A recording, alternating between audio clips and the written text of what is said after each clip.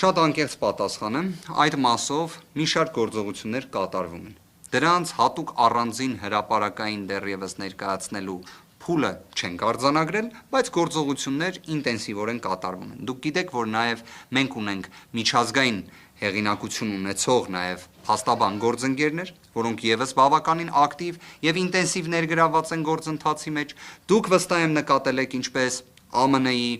Անգլիայի, Ֆրանսիայի եւ մի շարք այլ երկրների իսկապես հեղինակություն վայելող անձինք, այդ թվում իրավաբան փաստաբաններ, խոսել են Սամվել Կարապետյանի գործի մասին, խոսում են Սամվել Կարապետյանի գործի մասին, ներկայացնելով այն գրեթե նույն ձևակերպումներով, ինչպես մենք ենք ներկայացնում։ Թե քաղաքական հետապնդման, թե իրավական աբսուրդի տեսանկյունից։ Արդյոք այս ամենը լավ է։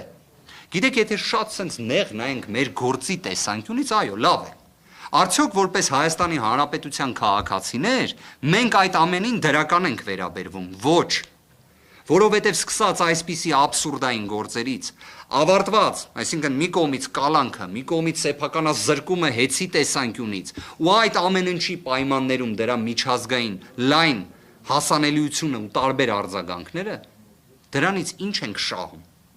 Հասկանում եք, բայց ի վերջո դրա դեմը նույնիսկ ցանկության դեպքում էլ չենք կարող առնել, որտեղ մենք խոսում ենք միջազգային ճանաչում ունեցող մեր հայրենակցի մասին, ով բնականաբար նաև ձեռնարկատիրական գործունեություն իրականացրել է նույն եվրոպական երկրներում եւս, եւ այնտեղի պատկերացրեք հնարավոր ներդրողները նայում են, թե ինչ է կատարվում Հայաստանի Հանրապետությունում։ Օրինակ, այս ամենի պայմաններում մենք ոնց ենք օտար երկրյա ներդրումների ցուցանիշները Հայաստանում բարելավելու։ Եթե մենք մեր հայրենակցին, ով որ նման հաջողություններ արձանագրած գործարար է, հայրենասեր է, ազգային բարերար է, իր նկատմամբ վերաբերմունքը եթե այսպիսինն է լինում, մենք սրանով ինչ ազդակ ենք տալիս։ Բայց ամենակարևորը որն է։ Չնայած այս ամենին, եւս մեկ անգամ եմ սա ուզում նշել, Սամվել Կարապետյանը 2025 թվականի հունիսի 17-ից հստակ գիտակցել է, որ թե իր նկատմամբ քաղաքական հետապնդումը ինչպես է լինելու, այսպես կալանքով, իրավունքների խախտումներով եւ այլն, եւ պատվով այդ ամենը կրել է։ Եվ մինչ օրս էլ կրում է։ Այո։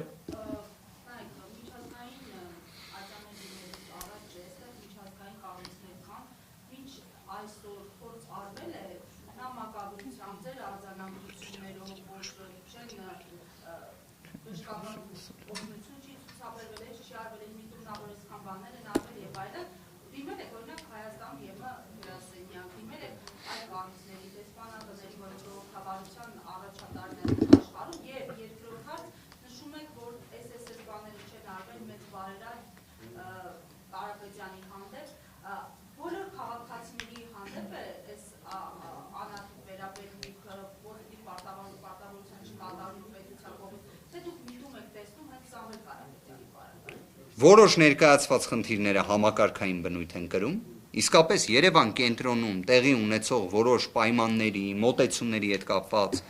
որոնք համակարգային են, այսինքն քրեակատարողական ծառայողների կողմից թերությունները չեն, դրանք համակարգային բնույթ կրող են։ Պայմանականորեն օրինակ, որ ջեռուցումը, նվազագույն պայմանա, չէ, ջեռուցում, որ օրինակ բոլոր այլ ՔԿ-ներում, այնպես է ստացվել իսկապես այլ ՔԿՀ-ներում եւս պաշտպանյալներ ունեցել են։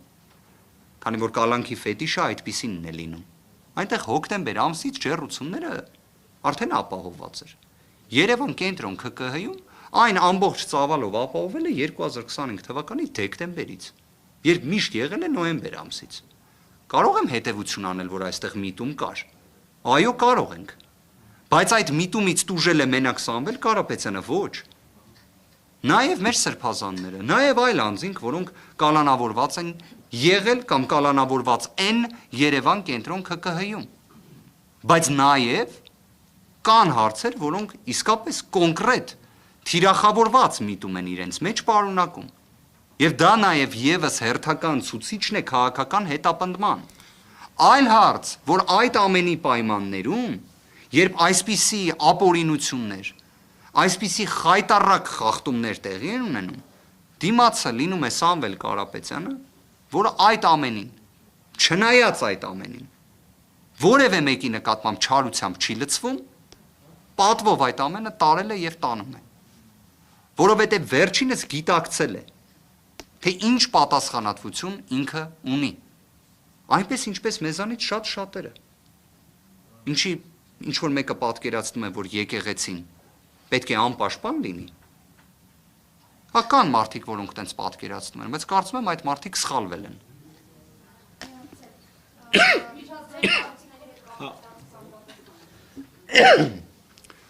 Միջազգային կառույցների վերաբերյալ, գիտեք, որոշակի գործողություններ այդ ուղղությամբ եւս կատարվում են։ Առանձին դրա վերաբերյալ անդրադարձ այս փուլում եկեք չկատարենք, բայց մի բանը հստակ է։ Մեր կողմից գործունեությունը,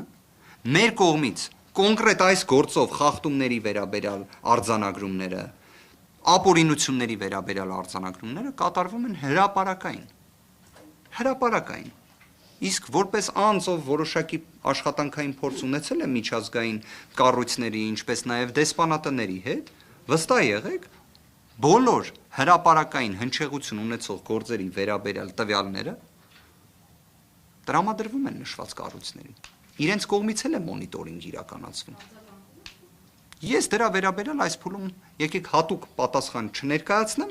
հետագայում մի առանձին, կարելի ասել թեմա, թե օրինակ գործընկերոջ կողմից ներկայացվեց հարցը միջազգային իրավական պաշտպանության գործիքակազմի վերաբերյալ, ինչպես նաև դեսպանատների եւ միջազգային այլ կառույցների գործողությունների, արձագանքների վերաբերյալ Սամվել Կարապետյանի գործով մի առանձին ասուլիս դրան կնվիրենք անպայման։ Ձեր հարցը։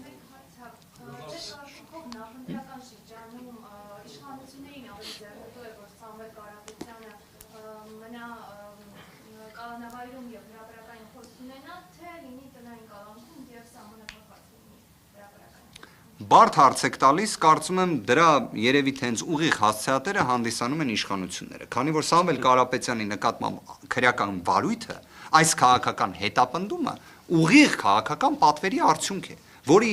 աղբյուրը 2025 թվականի հունիսի 17-ի Facebook-յան գրառումներն են, հրապարակային են, իդեպ ես որոշակի պարբերականությամբ ստուգում եմ, արդյոք դրանք առկա են թե ոչ, նույնությամբ առկա են։ Իդեպ եւ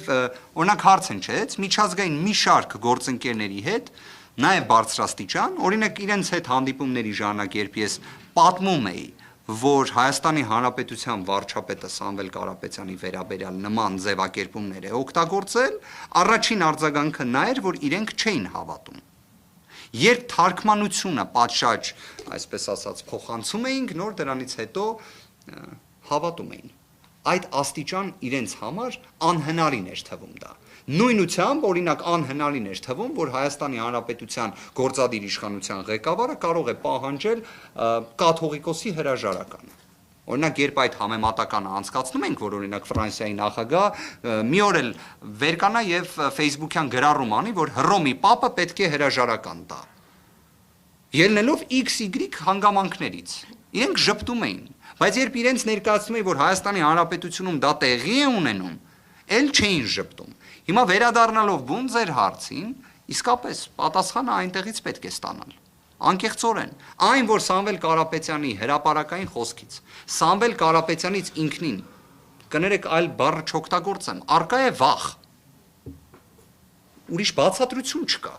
Դե պարզա, պետք է երևի տենց արձագանք լինի, որ անձը եթե 6.5 ամիս լինում է կալանավորված նման պայմաններում եւ այդ աստիճան պատվով այդ ամենը տանում է, գիտակցելով, որ այդ ամենը իր նկատմամբ կարող է տեղի ունենալ, գնում է եւ կալանավորվում է այդ իմաստով։ Գիտակցելով է ապօրինության մասշտաբը։ Բոլորն էին դա գիտակցում։ Երևի առաջին արձագանքը դա պետք է լինի։ Բայց արդյոք դա ժողովրդավարական երևույթ է։ Հիմա այստեղ հարց է առաջանում, մեր գործընկերներ դա լավ ասեն։ Հիմա մենք ժողովրդավարության բաստիոն ենք, թե ժողովրդավարության բաստիլ ենք։ Շնորհակալ եմ։